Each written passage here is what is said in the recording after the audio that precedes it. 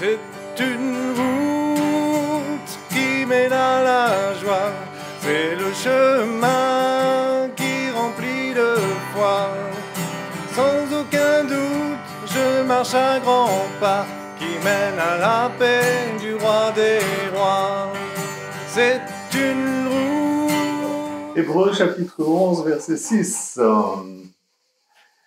Je lis. Sans la foi, il est impossible d'être agréable à Dieu, car il faut que celui qui s'approche de Dieu croit que Dieu existe et qu'il est le rémunérateur de ceux qui le cherchent. Amen. Amen, amen. Seigneur, veuille bénir ces paroles afin qu'elles touchent et bénissent mes frères et sœurs qui écoutent ça sur Internet, Jésus, ainsi que tous ceux qui sont là avec moi aujourd'hui. Amen. La vie avec Jésus, c'est une vie de foi, c'est une vie d'acte de foi, puisque vous savez bien que la Bible nous dit que la foi sans les actes, c'est mort. C'est un concept, une croyance, c'est une croyance stérile. C'est une vie de confiance en Dieu qui nous fait savoir que Dieu existe et qu'il est le rémunérateur de ceux qui le cherchent. Quand on cherche Dieu, on comprend quelles sont ses intentions, ses attitudes, ses lois, ses commandements. On trouve tout cela et on sait comment trouver Dieu et on sait donc comment trouver notre rémunérateur, c'est-à-dire celui qui nous rémunère. Qu'est-ce que ça veut dire rémunérer? Si vous ne savez pas, c'est dommage. Pour vivre une vie chrétienne intéressante, il faut pouvoir constater que les promesses de Dieu sont dignes de confiance. Si un chrétien ne constate pas par l'expérience que les promesses de Dieu sont vraies, sa vie chrétienne, elle est morne, elle est vide de sens. Moi, ça m'embêterait. Je ne comprends pas ceux qui disent « Oh, le temps des miracles est fini, c'est terminé. » Le plus petit exaucement de prière, c'est un miracle. Pourquoi prier si on ne croit pas que Dieu fait des miracles encore, que Dieu n'agit pas encore? Dieu sait très bien tout ça. Et c'est pourquoi il nous a lancé un défi formel, celui de le mettre à l'épreuve. Comme je vous le disais il n'y a pas longtemps, dans une de mes prédications, ce défi se trouve dans un contexte absolument inattendu. On le trouve dans le prophète Malachie au chapitre 3, verset 10. Et depuis que j'ai trouvé ce verset, je l'ai mis en pratique. Partout où j'ai été dans le monde, je l'ai enseigné. Ce secret de la mise à l'épreuve de Dieu se trouve dans le contexte des finances. Vraiment, Dieu nous a permis de bénéficier d'une expérience vraiment peu commune. Alors que nous avions des difficultés financières, comme tout le monde a des difficultés financières, même les milliardaires ont des difficultés financières. Encore dernièrement, avec ces 2000 femmes et leurs enfants au Burkina Faso, qui ont dû fuir leur village du nord du pays parce que les djihadistes avaient égorgé leur mari, c'était un défi pour nous, parce que nous connaissons bien ce pays, nous connaissons ses habitants. Depuis 22 ans, prêché là-bas, je ne sais pas dans combien de centaines de villages, donc je me sens très concerné. Et un ami hollandais a fait un don pour qu'elle puisse avoir un forage et un château d'eau. Vous savez que ça coûte très cher de faire un forage et ensuite de construire un château d'eau, c'est pas rien du tout, surtout que c'est un château d'eau qui contient 30 000 litres d'eau, c'est pas un petit machin, hein. Et notre frère Philippe Navez de la communauté est allé sur place pour superviser les travaux. Donc le château d'eau existe et ça, c'est formidable. L'eau est là. Le château d'eau est monté, l'eau est là, mais elle est où? Elle est en dessous. Elle est sous terre, elle n'est pas montée dans le château d'eau. Pourquoi? Parce que l'eau, d'habitude, elle ne monte pas. Je ne sais pas si vous savez ça, Mais en général, l'eau, elle descend, elle ne monte pas. Pour la faire monter, il faut toutes sortes de mécaniques. Alors on pourrait dire, ben, Dieu est tout-puissant, on va prier pour que Dieu fasse monter l'eau. Ça, c'est de la bêtise. Dieu peut le faire, mais il ne le fera pas parce qu'il nous a donné l'autorité pour faire les choses. Il faut une pompe. Il faut une pompe. Et pour faire marcher la pompe, il faut des panneaux solaires, parce que là-bas, il n'y a pas l'électricité qui arrive. C'est vraiment un point perdu, de perdu. Alors, afin que l'eau puisse sortir de terre, remplir le château d'eau, il faut mettre une pompe avec des panneaux solaires pour que ça monte. Or, il manquait de l'argent pour ce matériel et la main-d'œuvre, parce que ceux qui vont faire ce travail, ils ne font pas ce travail en disant « Oh, nous le faisons pour la gloire de Jésus, alléluia !» Non, ce sont des professionnels, ce sont des ouvriers, il y a une main-d'œuvre à payer. Et il manquait 11 000 €. Notre petite communauté n'avait pas cette somme. Que faire? Prier? Ben, bien sûr, prier. Mais pas que. Il fallait agir. Alors on a calculé, cherché à savoir qu'est-ce qui était le plus urgent. Il faut mettre de l'intelligence dans ce qu'on fait. Et le plus urgent, c'était de nourrir 60 vieilles dames complètement isolées, abandonnées de tous, complètement démunies. Parmi ces 2000 femmes, il y en avait qui arrivaient à se débrouiller, mais ces 60-là, c'était des vieilles dames qui étaient complètement à l'abandon. Et on a décidé, on a demandé à notre frère Nicolas, et c'est lui qui a fait son enquête, et il nous a dit, voilà, il y a 60 personnes, là, il faut... Alors on a fait un appel, et il y a 8 personnes, il y a 10 000 personnes qui ont écrit « Amen, Alléluia, gloire à Jésus, Alléluia, Amen, Amen, Amen, Amen, Amen, Amen, Amen, Amen, Amen, Amen. » Je me moque un peu, hein. Mais sur les 10 000, il n'y en a que 8 qui ont fait un don. À notre association, c'est faisable. C'est bien de dire Amen, Alléluia, Alléluia, gloire à Dieu. Mais des fois, ça commence à devenir un petit peu casse-pied, vous, Amen. Vous feriez mieux d'agir un peu. Hein? Ce serait mieux. Excusez-moi de vous engueuler un peu, mais là, franchement, Amen, Amen, Amen, Amen. Il y a une femme qui a donné 5 €. Elle ne pouvait pas faire plus, mais elle a fait ça au moins. Un homme a donné 10 €. Un homme a donné 20 €. Un autre, 450 €. C'est un Africain. 450 €. Une femme a donné 270 €. Un homme a donné 200 €, une femme a donné 100 €, un autre a donné 10 €. Et en tout, ça faisait 1065 €. Alors on était contents, mais c'était loin d'être suffisant. Parce que ces 60 femmes, il faut trouver les moyens de les nourrir pendant 2 mois, avant qu'il y ait de nouveau une récolte, c'est-à-dire avant qu'il y ait le forage, qu'on ait fait du maraîchage, que ça ait eu le temps de pousser pour que... Vous comprenez la chose? Alors la communauté, on a aussi gratté dans nos fonds de tiroir, et puis on a trouvé la somme. Bon voilà, ces 60 femmes, elles sont hors d'affaires, elles ont reçu tout ce qu'il fallait, elles peuvent manger pendant 2 mois, ça c'est bien. Mais après, il y a encore 2000 femmes avec leurs enfants.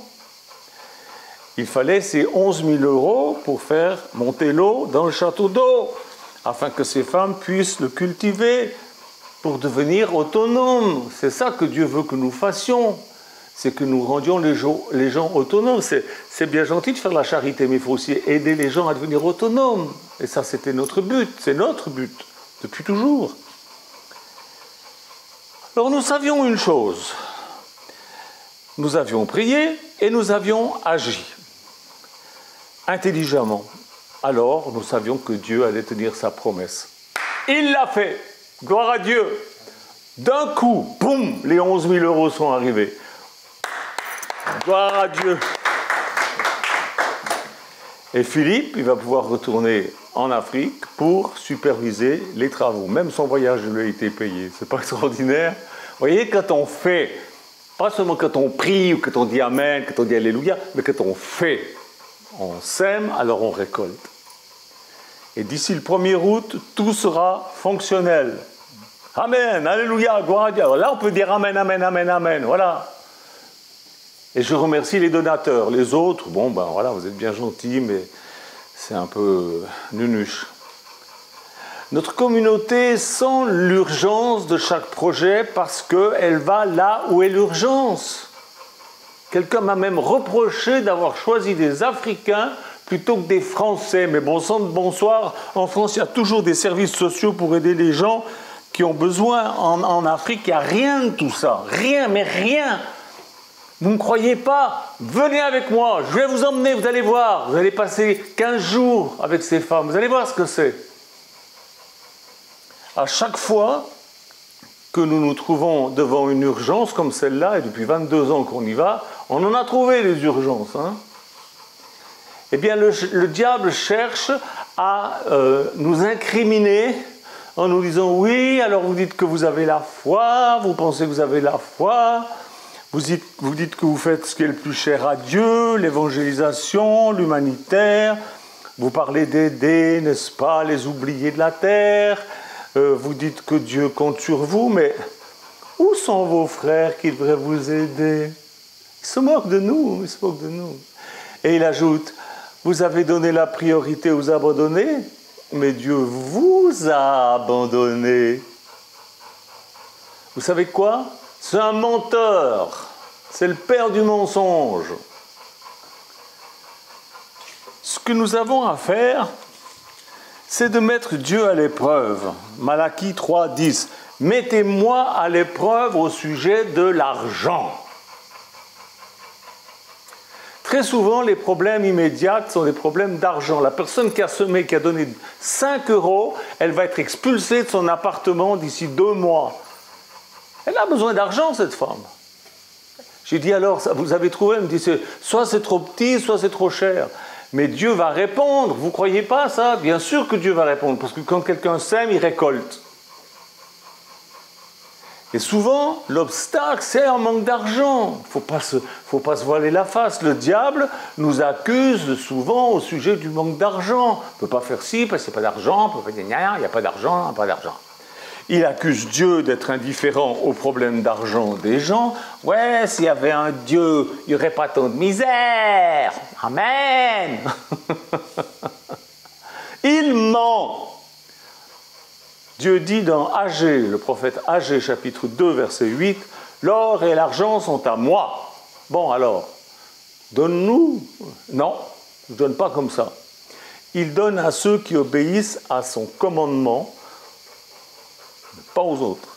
Dieu ne donne pas l'argent à n'importe qui. Par contre, n'importe qui peut voler l'argent. En trompant, en rusant, en exploitant ou en faisant l'abominable prière du col nidré. Hein?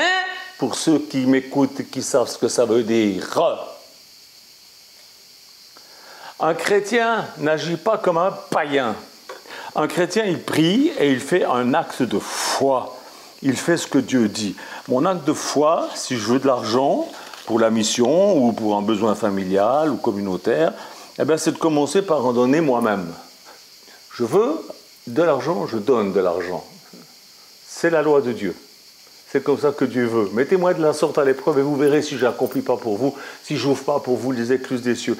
Parce que Dieu est le rémunérateur de ceux qui le cherchent, qui fouillent dans la parole de Dieu pour trouver comment il faut faire. Qu'est-ce que Dieu veut? Il est notre seul pourvoyeur. Nous faisons ce que... Mais le problème, c'est qu'ici, on a tellement de possibilités d'avoir... il suffit d'aller dans les bureaux, de pleurnicher un petit peu, puis il y a toutes sortes de possibilités sociales pour avoir tout ce qu'on veut. Vous êtes malade, vous allez à l'hôpital, on vous soigne. Là-bas, allez à l'hôpital là-bas, à Ouagadougou. Allez là-bas, malade. Si vous n'avez pas l'argent, on vous laisse crever. Mais vraiment, j'ai vu une femme qui s'appelle Madame Bouddha, qui était la femme du ministre des Finances. Elle était assise là à l'hôpital, dehors, et puis elle faisait de l'air à son gamin qui avait les yeux révulsés. J'étais avec Nicolas, il me faisait visiter l'hôpital. Je dis, mais qu'est-ce qu'elle fait cette dame? Ben, elle fait de l'air à son fils. Je dis, oui, mais pourquoi? Qu'est-ce qui se passe? Qu'est-ce qu'il a, votre fils? Alors, elle parlait français, elle me dit, je ne me rappelle plus ce qu'il avait. Une méningite. Je dis, mais personne ne le soigne? Ah non, parce que pour qu'il soit soigné, il faut que j'aille chercher des médicaments, mais j'ose pas y aller parce que si j'y vais, j'ai peur qu'il meure pendant que j'y vais. Et personne n'allait. J'ai dit à Nicolas, mais va chercher, donnez-moi ce machin. Je ne savais pas que c'était la femme du ministre. Hein. Je ne savais pas qu'elle était pleine de pognon. J'ai dit, c'est encore une pauvre femme, donc donnez-moi l'ordonnance. Avec Nicolas, on a couru à la pharmacie, on a acheté les médicaments. Puis tout de suite, une infirmière est venue, puis elle l'a soigné. Puis voilà, puis le gamin s'en est sorti. On est devenus amis depuis. Avec les parents. M. Bouddha a été ambassadeur du Burkina Faso aux États-Unis pendant plusieurs années après. Mais là-bas, c'est comme ça. J'ai vu des femmes pleurer sur le lit devant des petits gamins. Puis je dis, mais qu'est-ce qui se passe? Alors la bonne infirmière, qui était une chrétienne, me dit, son mari est parti parce qu'il ne veut pas voir l'enfant mourir. Je dis, mais il va mourir? Elle me dit, oui, s'il n'est pas soigné, il meurt. Je dis, mais pourquoi il n'est pas soigné? Mais parce qu'il n'y a pas d'argent. Et pourquoi il n'y a pas d'argent? Mais parce que c'est des pauvres. Ici en France, ça n'existe pas. Vous arrivez à l'hôpital, vous êtes soigné. Là-bas, non. Alors j'ai payé les médicaments, il y en avait pour quoi, une misère. Je sais plus, c'était 10 ou 12 euros, je ne me rappelle plus. Mais là-bas, c'est comme ça, c'est dur, c'est difficile, il n'y a pas d'autre solution. Il n'y a pas d'aide sociale, il n'y a rien. Là, par exemple, on a fait il y a ce château d'eau avec les pompes qui va monter l'eau. Mais juste à côté, il y a un hôpital. Cet hôpital, il n'a pas d'eau. Pour soigner les malades qui viennent à l'hôpital, il faut aller chercher de l'eau à 5-6 km dans un marigot, puiser avec des seaux, pour emmener à l'hôpital, bouillir l'eau pour soigner les malades. Voilà, c'est comme ça. Alors, mais pourquoi vous avez choisi l'Afrique? Il n'y a pas assez de pauvres en France? Occupez-vous des pauvres en France plutôt que de râler que je m'occupe de l'Afrique. Puis venez un petit peu avec moi vous rendre compte qu'est-ce que c'est la vraie pauvreté, où il n'y a pas possibilité d'être assisté. Excusez-moi, je suis un peu en rogne, mais c'est quand même terrible. On vit dans un monde terrible. Ah, mais pourquoi Dieu ne fait rien? Dieu a dit que c'est à nous de le faire. Il a dit que c'est à nous de le faire. C'est nous qui devons prendre soin des pauvres et des malheureux, des veuves et des orphelins. Si on fait ce qu'il dit, en retour, il prouve son alliance en ouvrant les écluses des cieux pour nous. C'est vrai. Je témoigne depuis 68 que je suis converti que c'est vrai. Pas 68, parce que je me suis converti en 68, mais c'est en 70 que j'ai appris ce verset. Je n'avais pas vu avant. C'est Frère Osborne qui m'a ouvert les yeux sur ce verset. La plupart des gens pensent que Dieu est spirituel et que l'argent c'est charnel. C'est une notion qui vient des gens religieux qui nous assurent que l'argent est mauvais, que nous devons nous en méfier, que nous ne devrions jamais en désirer. Dans la religion, on nous dit que le seul moyen de rester humble et d'être soumis à la volonté de Dieu, c'est de rester pauvre. Et il se base sur un verset qu'il transforme. Ils disent l'argent c'est la source de tous les maux. C'est faux, le verset ne dit pas ça. Le verset dit l'amour de l'argent est la source de tous les maux. Si vous aimez l'argent, j'aime l'argent, je veux de l'argent, je veux le mettre dans mon compte en banque pour mes vieux jours, tu vas crever avec ton argent, compte en banque. C'est l'amour de l'argent qui est la source de tous les maux. Vous savez quoi? Cette façon religieuse de penser, elle est diabolique. Elle a infesté presque le monde entier. Il faut que vous regardiez l'argent comme Dieu regarde l'argent. Dieu seul sait à qui le donner en regardant qui obéit à ses commandements. Dieu seul sait ce qui pourrait s'accomplir pour porter l'évangile dans toutes les nations, pour faire de l'humanitaire, pour sauver le monde, si chaque pasteur, si chaque enseignant de théologie, si chaque chrétien, si chaque chrétienne troquait ses préjugés religieux contre l'idée de Dieu et les attitudes de Dieu envers l'argent.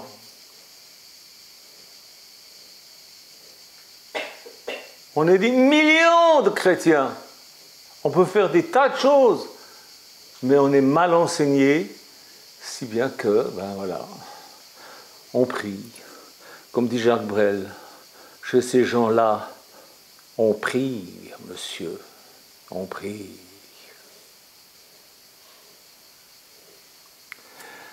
L'argent, ça représente, je vais vous choquer, l'argent, ça représente la vie.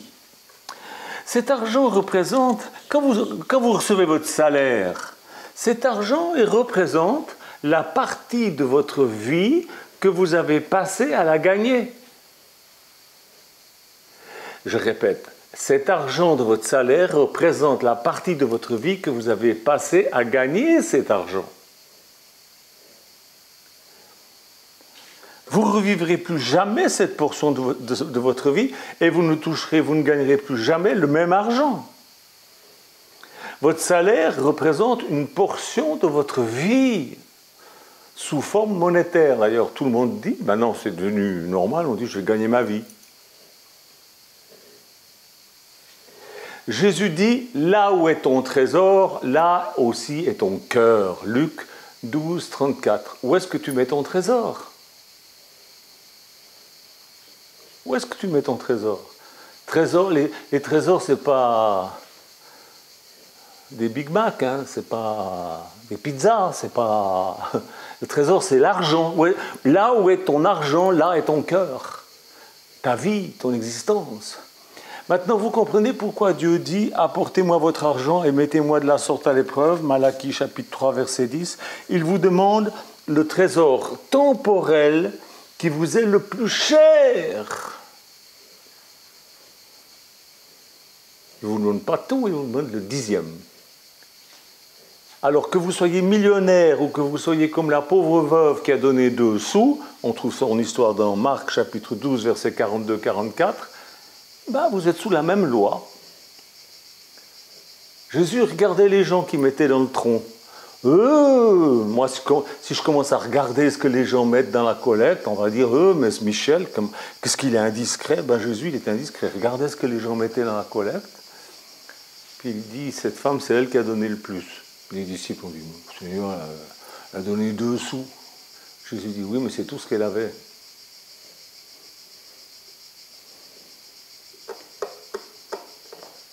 Dieu vous dit, en essence, si vous me confiez votre argent, vous me confiez votre vie. En me confiant votre argent, vous prouvez que vous me confiez votre âme, votre existence, votre être, votre vie.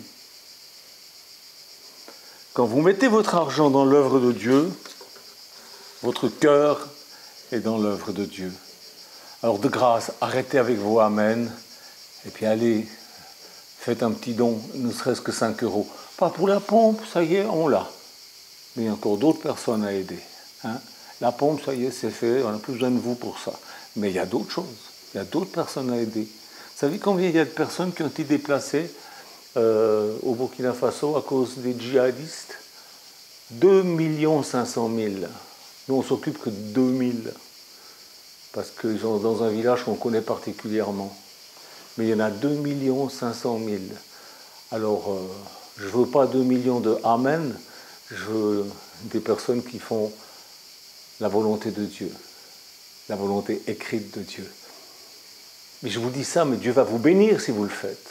Dieu va vous bénir. C'est le moyen pour que Dieu ouvre pour vous les écluses des cieux, afin que vous ne soyez plus jamais dans la disette. Que Dieu vous bénisse. Amen.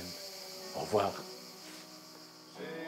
Interrogé des sages et les poètes du monde, aucun n'a jamais su me dire où je trouverai la paix. Me vois-tu parvenir du fond de l'univers, un océan d'amour qui envahit la terre. J'ai entrepris des voyages J'étais sous d'autres cieux, j'ai fini par perdre courage devant tant de malheureux. Me vois-tu pas venir du fond de l'univers, un océan d'amour qui envahit la terre. Cette fois s'est fait entendre, c'était la voix de Jésus. Je suis venu non pour les sages, mais pour sauver les perdus. Enfin,